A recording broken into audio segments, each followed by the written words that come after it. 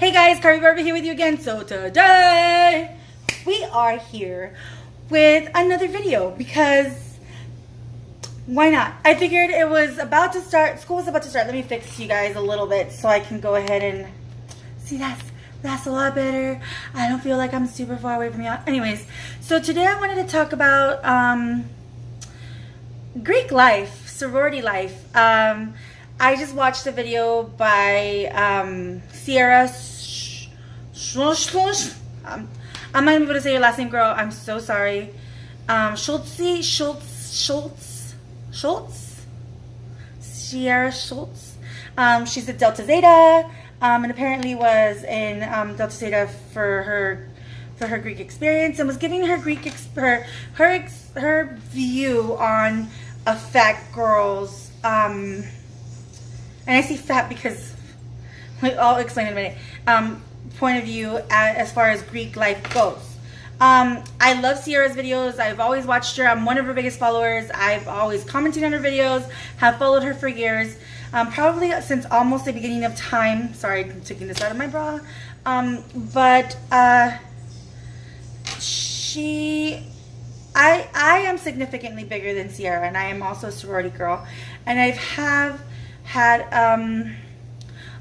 some of the same experiences, but some different ones. So I went to a smaller university than probably what she did, because my university did not have Greek houses.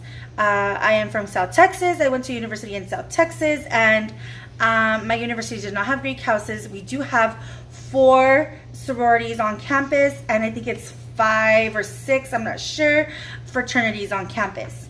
Now, there's different panhellenics. They're different councils, panhellenic councils, that's what I meant. And mine is part of MGC. We're part of NALFO, and it's a Latin-based sorority, Latina founded sorority. And I like to say Latina founded, multiculturally grounded, because we do have many sisters of all different kinds of races, sizes, shapes, everything, which is really awesome. And that is actually what makes our organization, which is where I'm getting to. My sorority, I went through formal, and as y'all know, if y'all have been following me for a while, and if you haven't, I'm going to give you guys a little brief of what type of student I was. I was not a traditional college student. I went to college at 27. I rushed at 27. And yeah, so I was not, and I'm a big girl, as you can see, most of my videos, I am always talking about how a big girl can dress, how we can look cute and still look presentable, go to different places. Do my makeup look crazy? A little bit. I just got back from dinner with my best friend. But yeah, like, I want to make sure that everybody has the same view, has a different point of view to like refer back to. So Sierra states, so I'm here to give the good, the bad, and the ugly. So one thing that I did notice, I went through formal. So I had to go and sort of talk to each sorority, and sort of get to meet them on the days that I had available. They give you like a schedule. You have to meet them at least. You have to meet each at least once, and I think I sort of had an advantage as well as a disadvantage. And one of the uglies that I seen was that I noticed girls from other organizations looking at me and automatically like, nope, she's not as cute or as small or as dainty or blonde as I wanted her to be. Mind you, now that I know a lot of the girls that went in through form, because other girls that I went through formal with went into those sororities or organizations, and so I got to know them, and they're really nice, and so they sort of like changed my perspective of them and what I thought their sisters thought of me or whatever, you know. So at least that's the first impression that I got. A lot of them were looking at me like, oh. Then they found out, because my sister, my biological sister, is also a sorority sister of my organization. They found out that I was a legacy. And I feel that to a lot of organizations, that's sort of the way they get back at other organizations, by taking one of their legacies.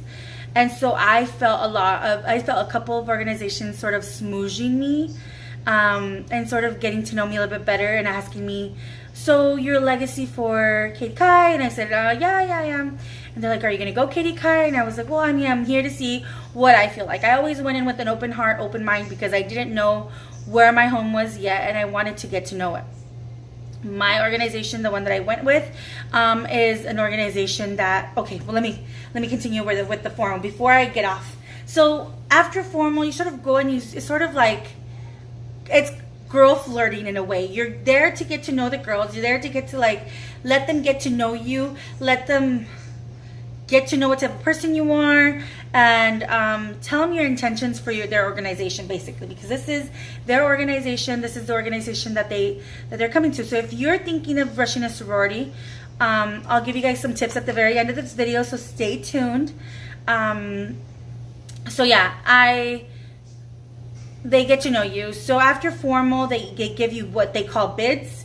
And my organization, since it's MGC, we don't really go through formal, but that is a Pan-Hellenic Council thing. And my university is part of the Collegiate Pan-Hellenic Council. And so what they did is they merged us all together, because at that time they were merged all together because MGC, which is Multicultural Greek Council, we were the only ones. So you need more than one organization to have a council that's active on the university. So with that being said, they put us together with the Collegiate Pan-Hellenic Council, and they let us have that. Disadvantages, yes, we did have a lot of disadvantages. We didn't have a lot of say as to what happened with our org, or what we had. We could have opinions, but we never had like a vote because we weren't Collegiate Pan-Hellenic Council. But that's another story. I did go through and I chose, because they give you like a website. So you go to the website and you choose who you want. So you can either pick the same organization for all three choices, or give them three choices that you would want. I chose the same one for all three. And if they choose you, then they go ahead and and you go to their bid day. You meet with them on bid day, and then afterwards you're their sister for some organizations. Other organizations, there's processes. For my organization in particular, you get that's your invitation when you get your bid, is your invitation to formal interviews. So you have interviews, and it sort of teaches you a way to be more professional, and they want to get to know you a little bit more, as instead of just like having fun and playing games, or just things like that, which is really, really cool, because you really think about it, and it's something that they really want to get to know you, and they want to know what your intentions are, what you really want to do with the organization, how you would better it, or like if you would be a good addition, which is great. For my organization, there's a high requirement for a GPA, and so there's that. The bad, I felt like the only thing about my sorority is that we were very small. That is the only bad thing. It's also a very good thing, because I got to know all of my sisters very, very well. And one thing that I did hear is that they really liked that I didn't mention that I was a legacy. I didn't want that to be a reason why they chose me, or why they had to take me, or whatever. I just sort of wanted to pave my own way. So if you are a legacy, that is awesome. They will find out that you're a legacy if you because you're going to put it on your, there's usually applications, or there's usually a paperwork that you have to fill out. You will tell them that you're a legacy there. They will know that you're a legacy, but if you mention it, that's fine. Don't try to ride too much on the coattails of that, because you never know what type of new member or member your legacy was, or sister, or brother, or whatever. As far as that goes, I didn't mention my sister just because everybody already knew my sister. Everybody knew that she was my sister, or if they didn't, other sisters that were active knew that that was my sister. So they were going to find out that I was a legacy regardless. So I just didn't mention it. I figured that they knew, and went about my day. Did my interviews, went great. Then I got my invitation to pinning. In my pinning, there's a ceremony that they do that I cannot talk about, but it's really, really cool. you get your new member pin, and that pin you wear every single day of your process, and it's something that you wear as representation of that organization. From that day on that you receive your pin, you are a representation of the organization. No matter where you are, because you're wearing that pin, everybody knows that you are Katie Kai because you are part of that pin, or AKA, or any other organization that you have that you're a part of, that they give you a pin, DFIE, and so that's really cool. Sorry, I need water. 10 minutes of straight talking. I felt a sense of pride in wearing that pin. Another thing that you will have to remember is the financial side of being in a sorority. You do have to pay dues. Those dues usually go towards, for me, they broke it down like this. It's my shirt with my letters on it, with those Greek letters. It's your insurance that you pay for being, well, not for being, the insurance that you pay in case you get hurt anywhere that you're with the organization doing service, because my organization was a service-based organization. We're always out and about, and we could get hurt or go to the hospital because we're dehydrated. It happened. It has happened. People roll their ankle. They go to the doctor, and so there they have that. Your money will also be going towards your pin. You are also, there's other little things that you're paying for, but it's not like a horrible amount of money. It's not thousands of dollars. For me, it was probably like $200 at the most. I think it was like 100 and something at the most. And that is for both nationals and chapter, because you're always going to have a nationals and a chapter dues, unless they stick them both together and they just divide them like the treasurer divides them by herself, which is known to be done.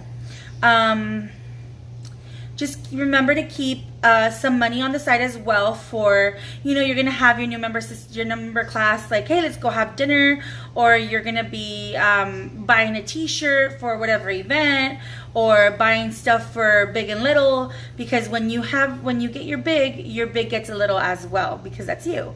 And so for that, you don't necessarily have to gift each other, but we in my organization do. And I honestly went all out for my little. I wanted to make sure that she felt wanted and loved and welcomed into our family, because our organization has families. And so it's just really fun. It's very eventful for my big and little.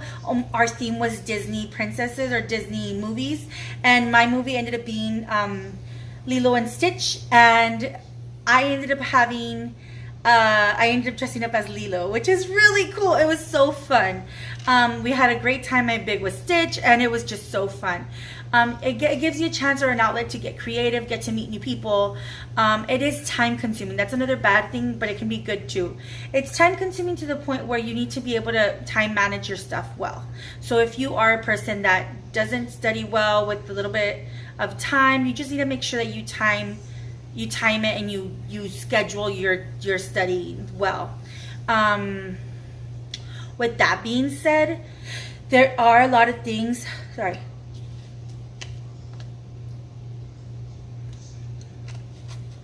Like, for example, my sorority required a certain amount of study hours, and they required a certain amount of service hours. So once you were done with your service hours for the semester, you no longer had to do them. Of course, service is so fun, like community service and volunteering is so fun that most of us usually go over. And it's not like you have to find your own service hours. Your service officer finds them for you, and then she suggests them to the chapter, and then they go. So it's not like something that you have to figure out on your own, which is fine as well, because you have a certain amount allotted. Other organizations will probably have less, like social organizations will probably have less service hours, but they'll have more socials that are required. And my organization didn't. So I was just very happy that I had that. Now, me being a big girl in Greek life in general, I'm going to say that was something that was good, bad, and ugly. Ugly because I honestly did see a lot of people like sort of like, oh, you're Greek, like what organization? Oh, you're part of them. That's something that I didn't appreciate. That's something that I didn't like. But again, that was just a few people. The bad was I'm older as well, so I didn't party as much as the other people. I didn't go out to like get-togethers as much as everybody. It's not like a party scene either, because my organization, most of the girls are really extremely smart and really dedicated to their schoolwork. So yes, we go out and we hang out at get-togethers or whatever, but it's never something where it's like crazy. So nothing that you see like at House Bunny or anything. So that's something that you do have to keep in mind. At least not for my org. There are going to be other parties that get crazy, and you choose to go to them or not. Most of y'all get invited, so it's not a big deal. But like I said, it's always like you have to make sure. So that wasn't that bad as far as the big girl goes. But the good part, the one thing that I did see that was bad was that during events, like rush events and stuff, there was outfits that we had to wear that I sort of had to modify. So nobody in my organization told me that I couldn't modify them. For example, I do not wear shorts. I wear pants because of my lower left extremity. I just feel really uncomfortable. So when they said, okay, pink shirt, the pink t-shirt that we ordered goes with white pants, white shorts, I would automatically tell them, okay, I'm wearing pants. And they were fine with it, as long as you sort of went with the flow. I don't wear short dresses, so there was a point where we had a Texas theme, and everybody wore a blue dress with cowboy boots. And I have a really big left calf, and my right calf is big, but my left calf is bigger. And so because of that, it's really difficult for me to find cowboy boots. And so my biological sister was like, well, I'll lend you my boots and you can like sort of snip them from the side and make them work. And I'm just like, no, I'll find something. I found some really cute boots at Payless, looked like cowboy boots, looked really nice. And then I found a really cute long blue dress, and that's what I ended up wearing. In our picture, it looks solid, like it looks so pretty, and then you get to me and it's like long dress, and then it's sort of like, okay, well, at least she tried to go with the program. And so I guess that's one thing that I do really appreciate from my sisters, is that they seen the fact that I tried my best to accommodate to what they were wearing. One thing that I would not budge on, and it's probably a lot of girls are like, really, why didn't you say yes, is a lot of a couple years ago they were wearing like big bows, like big like cheerleading bows, and they're like, oh yeah, let's get big bows. And I was like, okay, I am not gonna buy a however much money dollar bow. I'm sorry, I am 29 years old. I am not gonna wear a huge bow on my head. But I mean, I'm down to dress up as anything. Like I've literally dressed up as Fiona, as Marvin the Martian, because we've had Greek games. So I mean, yeah, like I'm down to figure it out. But that's one thing that I did. It was a little bit difficult for me because yeah, like I would have wanted, and a lot of people will say like, oh, well, you can lose weight. Why didn't you lose weight if you felt uncomfortable? I felt uncomfortable, but it was not, how do I explain it? I felt uncomfortable, but when I lose weight, I know it's going to be at my time. It's not going to be something that is going to be forced upon me. And it's horrible to say, but it's something that I feel like it wasn't like, it made me uncomfortable, but at the same time I made it work, and it was sort of like I was in uniform with everybody else. So that was the bad. The good part about it, about being in my sorority or in any sorority as a big girl, is that if you have a great support system, if you have sisters that support you no matter what, then that is what you're looking for. There's never going to be a cohesion of everything. Like it's not always going to be rainbows and sunshine, and it's not always going to be like, hey girl, because when rush comes around and you go into that room, everybody wants to schmooze you. Everybody wants to be like, hey girl, what's up? You know, but whenever it gets to the point of you going in as a new member, then everything changes. There's a whole thing of information that you need to learn. You need to learn the whole organization and get to learn their history. Thankfully and horribly, my organization is relatively young. My organization was founded in 1987. And so with that being said, it's relatively young, and it still has a lot to grow. But the good thing is that I am an open-minded person and I am willing to help it grow. So for organizations like that, then you would totally go. Like if you are willing to help the organization grow into something that you would want it to be open-minded, amazing, beautiful, including and all-inclusive for everybody, then that is great. When you want to be part of an organization that's a little bit more established, a little bit more like straight-edged, or a little bit less like more laxed on the more laxed on the actual like rules, then I would go for an organization that has been established for a longer period of time. Of course, there's other organizations that have been established for a longer period of time that are very strict still, but there's a lot of them that have laxed a lot just because that's the way that they want to run their stuff. They're social, or they're just, you know, we're all different, and so that's the good thing about it. But that is what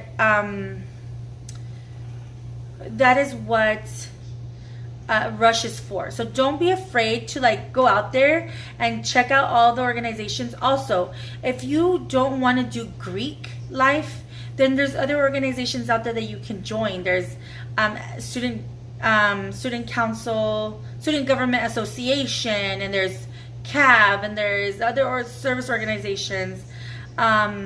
So there are other organizations probably with your major as well that you can join. That can be great for you. So just make sure that you go with what your heart tells you. So on to being a big girl. For tips as a big girl to going into the sororities. If you're watching to this end, thank you so much.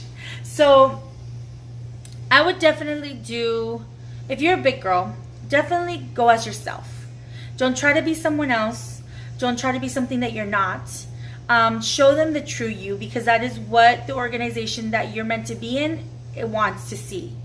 If you are a brand new student in college and you are a first-time freshman, I would definitely recommend you going to the actual Rush events, but not rushing any sororities, just so you know a little bit of what your next semester would be.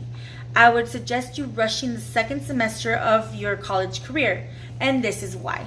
Because your first semester, you're getting to your first time away from home, you're getting to know everybody, you're getting to know what you would want as far as an organization goes, you're getting to know yourself, you're getting to know your schedule, you're living for the first time alone, and so you want to get used to that without having to like sort of get used to too many things at once.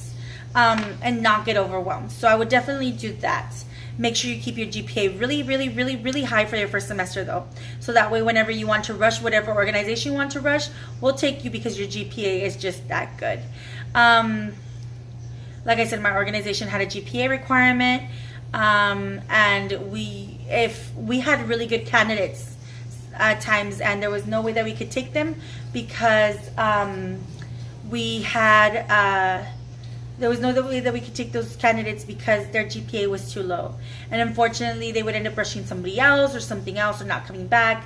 And that was really sad because in all honesty, like you would really want to see them come in. And sometimes they get hurt because they feel like you don't want them and you're making up an excuse. But in all honesty, nationals will not allow you to let someone rush with the GPA that's too low, at least for us.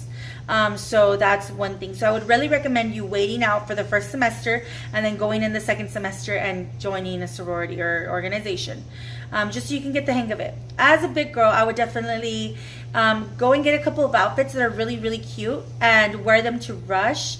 Not because the exterior is what matters, but because this is your first impression to a lot of these girls. So if you go in, for example, me, I was really, really, really sick the week of Rush. It just so happened to be the Tuesday that was Rush, the day that I had to be there was super important. I was in the hospital all morning. And so when I messaged one of the Rogamas, which is one of the girls that was in charge of Rush, I told her, I am super sick. I am still in the hospital. I don't know if I'm going to make it. And she said, unfortunately, if you don't make it, then there's no way that we can allow you to go in. And I was like, not even because it's an extenuating circumstance. And she said, no, I'm sorry. You're going to have to wait for next semester.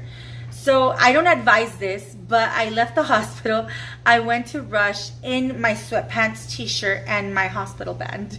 And yeah, and a lot of girls seen that as like, oh, look at her, like she's wearing sweats and a t-shirt. Fortunately, the girls that did see me with the two organizations that I knew, that knew that I was in the hospital, were very supportive and were like, how are you feeling, and are you feeling better, and blah blah blah. So that's something that that was good that they were able to see. I did mention to all of the organizations that I did see that night that I had just gone out of the hospital and I came straight to Rush because I'm a crazy woman like that. So yeah, that's one thing I don't. But I would definitely want to put your best foot forward. Fix your hair, look cute. Remember to feel comfortable as well, because don't go in heels just because you will be doing activities. There's a lot of organizations that put on really cool events for you, and that's something that you really would want to like take part in and let your personality come through. If you're very shy, then partner up with a friend that makes you not so shy and go with that friend. That friend unfortunately doesn't always make it, but it's okay because if you guys aren't part of the same organization, that's fine. Because at the end of the day, you'll be part of the same Greek council and you'll be fine. Like, you'll see each other at different events that you're going to have to go to, and it's really cool like that as well. As a big girl, honestly, just keep your head up. And if there's something that you feel that you need to change with your body, then definitely do it. If you feel that there's something that you feel like other people want you to change of your body, then that's not their body, that's your body. You do what you want. Ultimately, know that you are loved and that you are supported. And if you have any questions about sororities and organizations, please let me know. I've been part of organizations as well as a sorority, and when my organization said I had, get emotional, get it together. When my sorority said that I was going to have friends for life, not for just 4 years, they really meant it. Some of my really, really close friends come from my sorority, and they're my sisters. And I can't say like they're only my friends, but they're my sisters, which is really, really cool. And yeah, and it's really cool to say like my daughters one day will be legacies. My niece, my sister's daughter, is a legacy because of my sister. But I would like to say that I had some part in that because, of course, whatever. But yeah, definitely make sure you leave me a comment down below if you have any questions about sororities. I had a great experience as far as my organization went. Like I said, my organization still has a lot to grow, so it has a lot to grow from. Like it needs to expand, it needs to grow, it needs to become more than what it is, bigger than what it is now. And in doing that, we have to have great leaders, which is really great. And so definitely keep that in mind.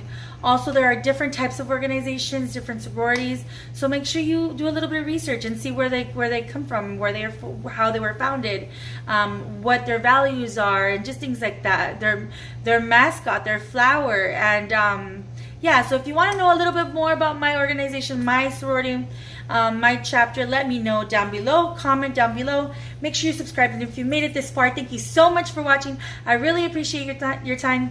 Please give this a thumbs up. Love you guys. Bye.